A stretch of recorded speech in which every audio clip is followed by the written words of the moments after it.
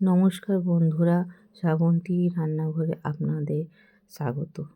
আপনাদের জন্য আবার আমি একটা নতুন রেসিপি নিয়ে এসেছি, কড়াইশুঁটি কচুরি। প্রথমে কড়াইশুঁটিগুলোকে মিক্সারে একটু আদা কাঁচা লঙ্কা দিয়ে পেস্ট করে নিতে হবে।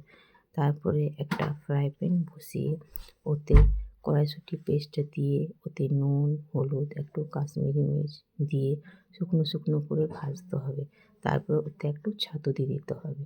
তারপর শুকনো শুকনো করে পেস্টটা তৈরি হয়ে যেতে গেলে একটা বাটিতে রেখে নিতে হবে। তারপরে আমাদেরকে আটা মাখতে হবে।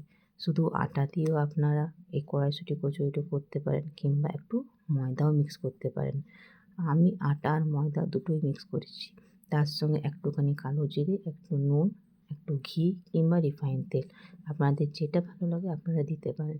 মেখে তারপরে আটাটা ছোট ছোট লই করে কড়াইশুঁটি পুরোটা ভরে নিয়ে ভালো করে বেলে নিতে হবে। তারপরে কড়াইতে গরম তেল বসিয়ে নিয়ে কড়াইশুঁটি কচুরিগুলোকে বেলে বেলে ভালো করে গরম তেলে ছেঁকে নিতে হবে।